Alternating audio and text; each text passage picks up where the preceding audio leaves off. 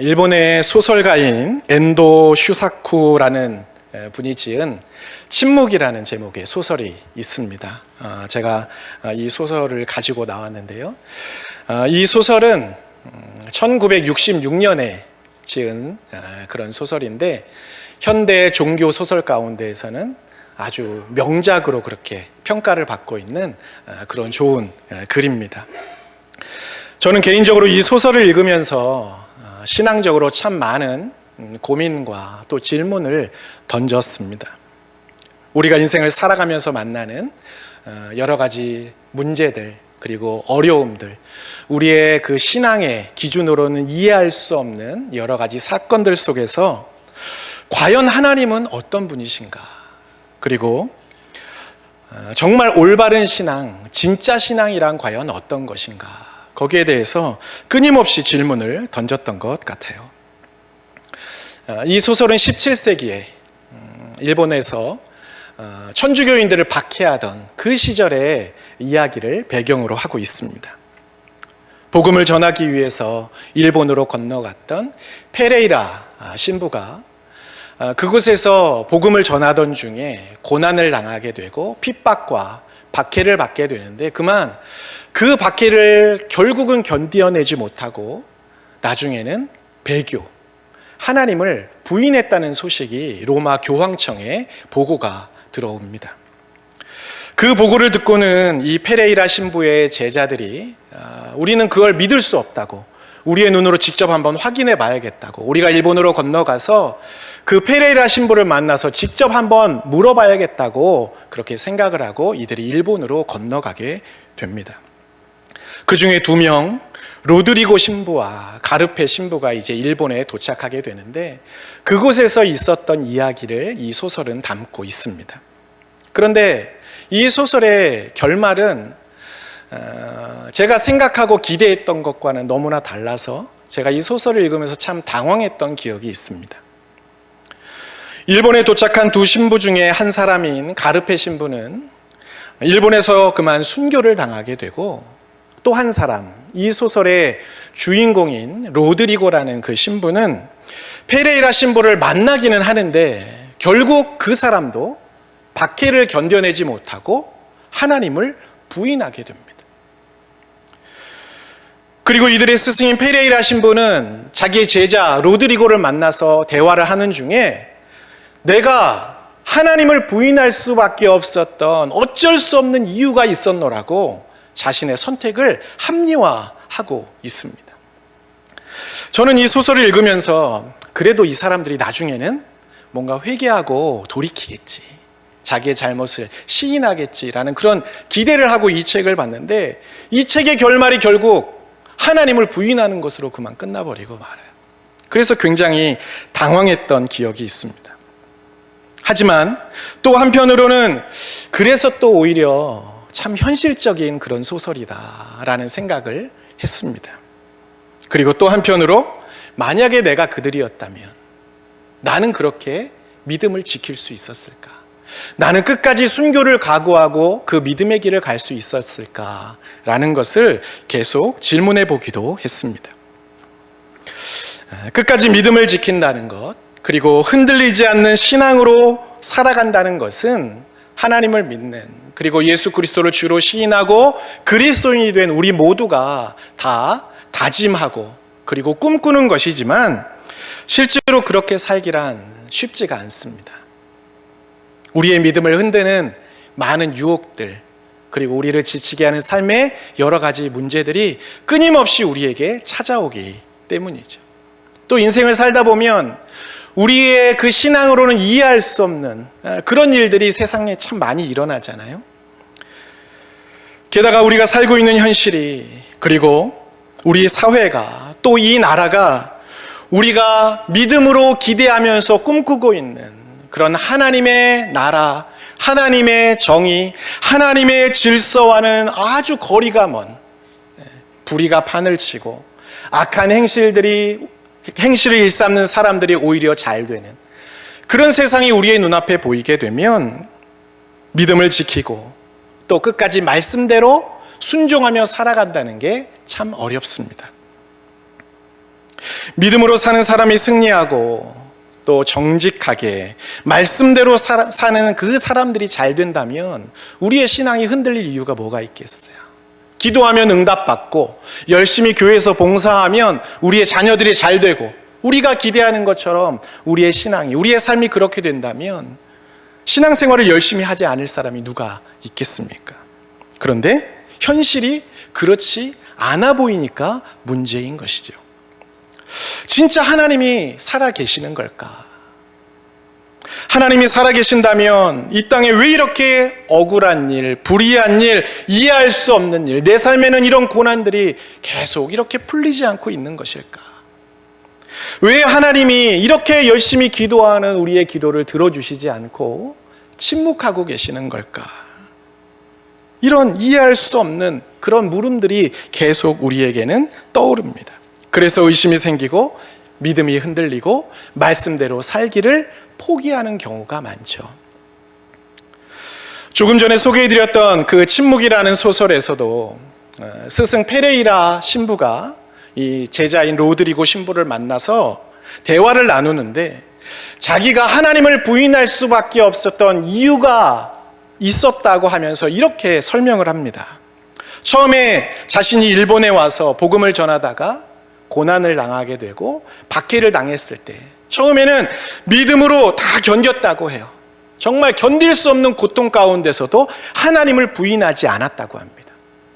그런데 시간은 계속 흘러가는데 하나님이 그 고통스러운 상황을 하나도 해결해 주시지를 않더래요. 너무나 절박해서 하나님께 필사적으로 매달리고 기도했는데 하나님은 침묵하시고 하나님이 아무것도 하시지 않는 그 상황들로 인해서 마음이 너무 답답해지니까 그만 하나님을 부인할 수밖에 없었다는 것입니다. 선하시고 의로우신 하나님, 그리고 악한 것을 멸하시고 하나님의 공의를 이 땅 가운데 세우셔야 되는데 불가능함이 없으신 그 전능하신 하나님이 어찌된 일인지 아무런 일도 하시지 않으니까 이 신부의 그 믿음이 흔들려 버린 것이죠. 오늘 우리가 함께 읽은 시편 33편은 정확히 누가 지은 시인지 알 수는 없습니다. 하지만 시편 32편, 우리가 읽은 33편의 바로 앞이죠.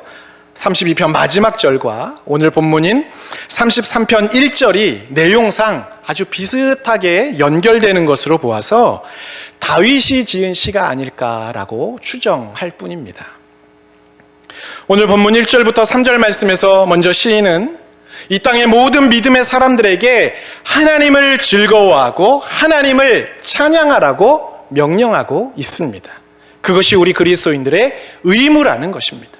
여러분, 의무가 뭐예요? 의무? 의무는 상황이나 조건과 상관없이 우리가 반드시 해야만 하는 것, 그것이 의무입니다. 뭔가 나한테 좋은 일이 생기고 기분이 좋으면 막 콧노래를 흥얼거리면서 막 찬양을 하고, 오늘은 기분이 별로 좋지 않아. 오늘은 내가 생각하고 계획한 일이 잘 안 됐어. 그러면 원망하고 불평하고 한숨 짓는 것. 그런 신앙은 안 된다는 거예요. 우리의 기분과 상관없이, 내가 처한 상황과 상관없이 언제든지 하나님으로 인해 즐거워하고 언제든지 하나님을 찬양하라고, 그것이 우리의 의무라고 말씀하고 있습니다. 웨스트민스터 소요리 문답에 보면 첫 번째 질문, 아마 다들 들어보셨을 거예요. 첫 번째 질문이 이것입니다. 사람의 제일 되는 목적이 무엇입니까? 거기에 대한 대답이 뭐예요?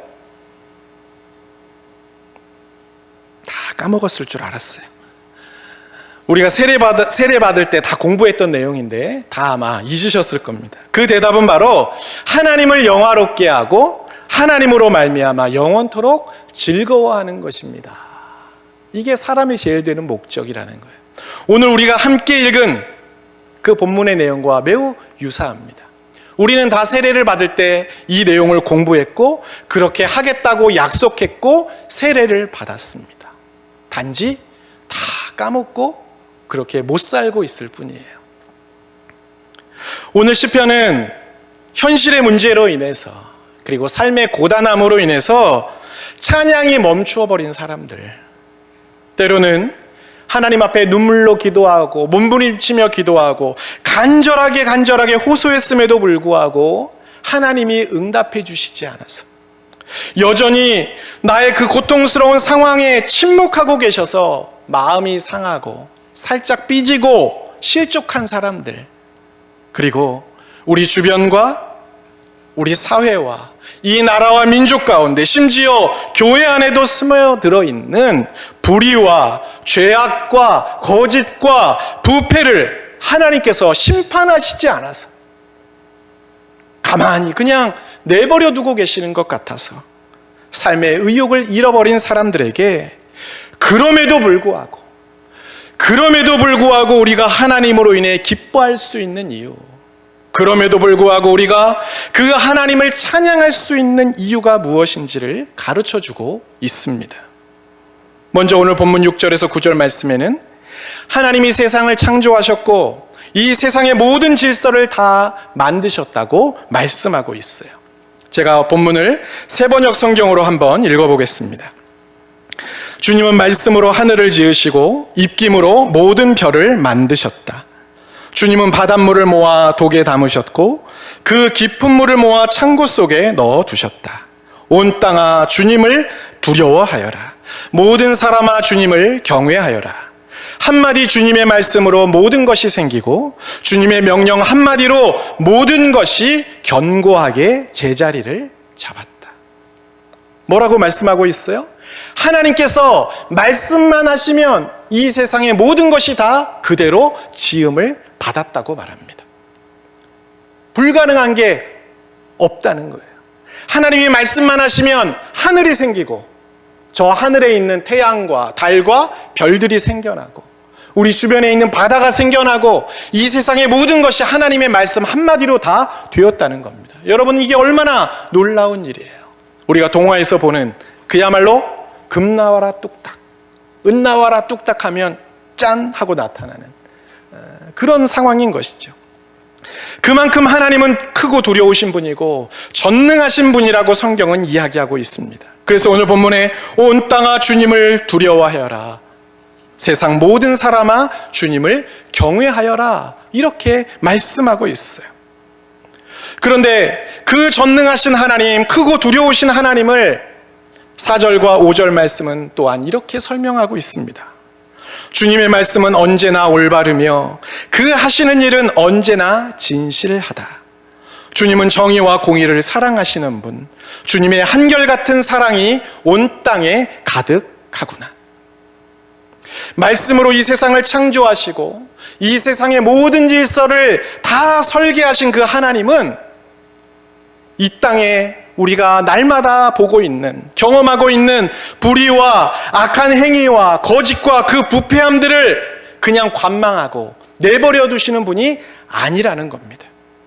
오히려 그와는 정반대예요. 하나님은 공의와 정의의 마음으로 그리고 사랑의 마음으로 이 세상을 창조하신 분이라고, 하나님이 하시는 일은 언제나 올바르다고, 그분은 진실한 분이라고 그렇게 말씀하고 있습니다.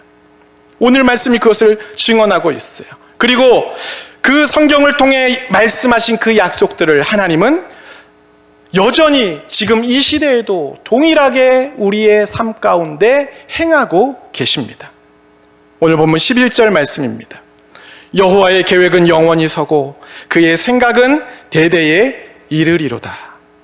제가 이 구절을 새 한글 성경으로 다른 번역으로 한번 읽어보겠습니다. 여호와의 계획은 영원히 달라지지 않습니다. 여호와의 마음의 생각도 달라지지 않습니다. 무슨 이야기예요? 하나님이 처음 이 세상을 창조하셨을 때 정의와 공의의 마음으로, 사랑의 마음으로 이 세상을 창조하셨는데 그때 그 마음이 지금도 변하지 않았다는 거예요.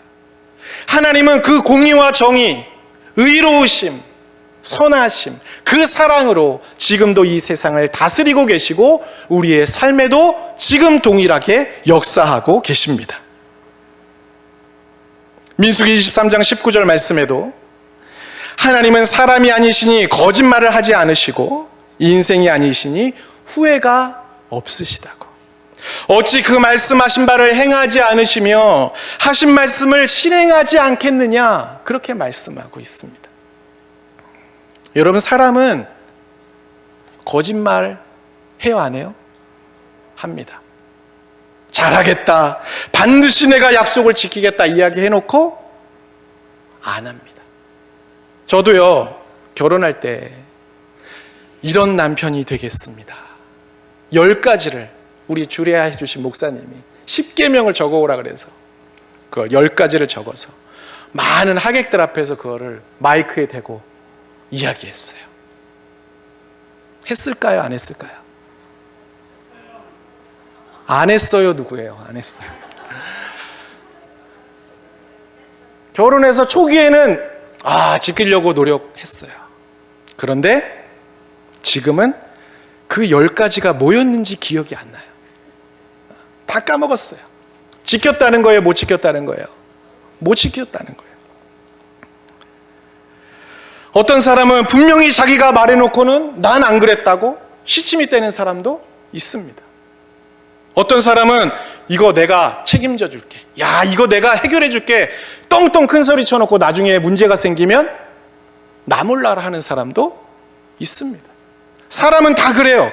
그런데 오늘 성경은 분명히 말씀합니다. 하나님은 사람과 다르다고. 하나님은 반드시 약속을 지키시고 말씀대로 행하는 분이라고 말씀하고 있어요. 그러니까 거짓과 불의가 판을 치는 세상, 그리고 악한 행실을 일삼으면서 떵떵거리고 살아가는 그 사람들을 보지 말고 아직 해결되지 않은, 나아지지 않은, 그리고 믿음의 사람들이 고난을 당하고 있는 그 삶의 현실만을 바라보지 말고 공의와 정의로, 그리고 사랑의 마음으로 이 세상을 여전히 다스리시고 우리 가운데 역사하시는 그 하나님을 바라볼 수 있어야 합니다. 그래야 우리 안에 멈췄던 찬양이 다시금 흘러나오게 되고 그 약속을 이루실 하나님으로 인해 우리가 기뻐할 수가 있게 됩니다. 오늘 본문 16절과 17절은 이렇게 말씀합니다.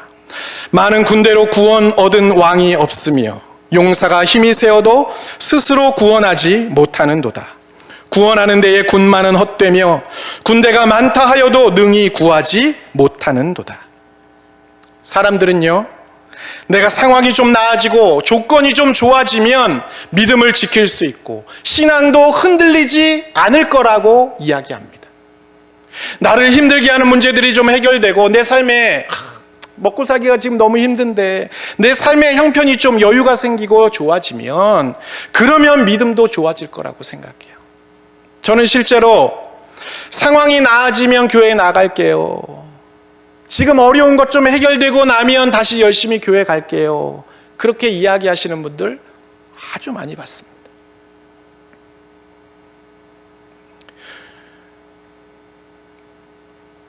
불의와 거짓을 일삼고 악한 행동을 하는 사람들, 그런 사람들이 벌을 받고 이 세상이 하나님의 정의로 바로 세워지면 그러면 우리의 속도 좀 시원해지고 나도 좀 다시 하나님을 신뢰할 수 있지 않을까? 이렇게 생각하는 사람들도 있어요. 그런데 그것은 착각입니다. 우리의 구원은, 우리의 신앙은 현실이나 상황이나 사람이 아니라 하나님으로부터 오는 것입니다. 브레넌 매닝이 쓴 신뢰라는 책에 보면 하나님을 신뢰한다는 게 어떤 것인지를 아주 잘 알려주고 있습니다. 그는 이 책에서 신뢰란 믿음과 소망의 멋진 결합이다, 이렇게 이야기하고 있어요. 우리 같이 한번 따라해 볼까요? 믿음과 소는 뒀다가 뭐 하세요? 믿음과 소망의 멋진 결합. 믿음과 소망의 멋진 결합이 신뢰라는 거예요. 여기서 믿음이란 무엇인가? 믿음이란 예수님을 인격적으로 체험할 때, 그 예수님을 만났을 때 우리 안에 생겨나는 것. 쉽게 말하면 예수님이 나의 구원자이시구나 라는 것을 확신하는 것, 그게 믿음입니다. 소망이란 그럼 뭘까요? 소망은 우리의 구원자이신 그 예수님, 그 예수님의 약속을 의지하는 것, 그리고 말씀하신 것은 반드시 이루실 것이라고 기대하는 것, 그것이 소망입니다. 그러니까 신뢰라는 것은 결국 예수님이 나의 구원자라는 믿음과 그분이 하신 약속은 반드시 이루어진다는 소망이 결합될 때 우리 안에 하나님에 대한 신뢰가 생겨나는 것입니다. 우리가 하나님을 신뢰한다고 할 때에는 믿음에만 머물러서는 절대로 안 돼요. 믿음 위에 반드시 소망이 합쳐져야 합니다. 우리의 신앙은 믿음을 넘어서 소망으로 나아가야 하고 마침내 신뢰의 단계까지 가야 하는 것입니다. 그렇게 우리가 하나님을 신뢰할 수 있게 되면 그때 비로소 우리는 어떠한 상황에서도 정말 답답하고 힘든 상황이라 할지라도 하나님을 찬양할 수 있고 하나님으로 인해 기뻐할 수 있게 되는 것입니다. 저는 제 인생에서 목회라는 것을 단 한 번도 생각해 보지 않았던 사람입니다. 그런데 어떻게 하다 보니 목회자의 길을 걷게 됐어요. 저는 그게 하나님의 은혜요, 하나님의 인도하심이라고 믿습니다. 제가 그렇게 확신을 하는 것은 제가 목회자의 길을 가기까지, 그리고 그 이후의 삶의 여정 속에 다 말할 수 없는 하나님의 증거와 체험들이 있었기 때문이에요. 그런데 정말 아이러니하게도 제가 목회자의 길을 걷기 시작하면서 제 인생은 너무 고단해졌고 신앙도 흔들리는 일들이 너무나 많았습니다. 사역은 너무 즐겁고 행복했어요. 하나님께서 많은 열매도 주셨고, 정말 하나님이 함께 하시는구나라는 것을 많이 경험했습니다. 하지만 상황 속에서, 또한 관계 속에서 이해할 수 없는, 그리고 나를 지치게 하는 고난과 어려움들이 끊이지 않았습니다. 믿음으로 견뎌냈다 싶으면 또 다른 고비를 만났어요. 지치더라고요. 목회를 그만하고 싶었던 적이 한두 번이 아니었습니다. 그럴 때 제가 기도를 했을까요? 안 했을까요? 많이 했어요. 열심히 했습니다. 작정 기도도 하고 금식 기도도 하고 산 기도도 하고, 제가 제일 힘들어하고 싫어하는 게 금식 기도거든요. 금식 기도도 많이 했어요. 기도란 기도는 다 해봤습니다. 그런데 아무리 하나님께 울부짖고 기도해도 현실이 막 드라마틱하게 달라지지 않더라고요. 하나님은 침묵하시는 것 같았습니다. 그래서 신앙이 흔들렸고, 진짜 하나님이 살아 계시는 건가? 내가 어렸을 때부터 엄마 뱃속에서부터 교회를 다녀서 내가 하나님 살아 계신다고 세뇌를 받아가지고 혹시 착각하고 있는 거 아닐까? 하나님이 안 계시는 건 아닐까? 그런 생각을 했습니다. 목사일 때도 했어요. 약속을 이루시는 하나님을 바라보지 않고 답답하고 억울하고 힘든 현실들, 변하지 않는 그 현실만을 바라보니까 신앙이 막 흔들려요. 하나님이 안 계시는 것 같아요. 내 안에 예수님이 나의 구원자라는 것, 예수님이 나를 위해 십자가에 죽으셨다는 것은 믿어지는데 그 믿음이 소망과 연결되지 않으니까 더 이상 하나님에 대한 신뢰가 생기지 않는 거예요. 하나님에 대한 신뢰가 없으니까 하나님을 찬양해야 된다, 하나님으로 인하여 기뻐해야 된다, 얼마나 잘 알겠어요. 제가 고등학교 시절부터 찬양 사역을 했는데 얼마나 많은 찬양을 알겠어요. 그런데 그 찬양 한 구절이 제 입에서 나오질 않아요. 하나님으로 인해 기뻐하고 즐거워해야 된다는 거 아는데 되지 않습니다. 우울합니다. 막막합니다. 그래도 한번 하나님을 또 알고 싶어서, 확인하고 싶어서 성경을 펴고 말씀을 읽었습니다. 말씀을 읽고 묵상하면서 약속하신 말씀을 들여다보고 그것을 다시금 마음에 한번 새겨보고, 그렇게 시간이 흘러가니까 어느덧 현실에 멈춰있던 저의 시선이 약속하신 하나님을 향하게 되는 것을 보았습니다. 그리고 저의 시선을 약속하신 하나님, 그리고 그 약속한 것을 반드시 지키시는 그 하나님께 두기 시작하니까 제 안에 다시 소망이 생겨나고 어느덧 제가 다시 찬양을 흥얼거리고 그 함께 하시는 주님으로 인하여 마음의 즐거움을 회복하고 있더라고요. 물론 지금도 저는 수시로 흔들리고 약해지기도 합니다. 찬양이 멈출 때가 있습니다. 근심과 염려와 답답함에 눌릴 때도 있습니다. 하지만 그럴 때 또다시 주님을 바라봅니다.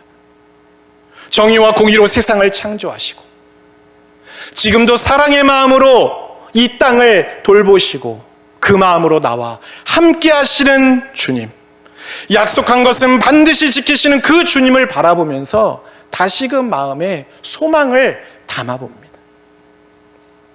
오늘 본문 20절과 21절은 다음과 같이 고백하고 있어요.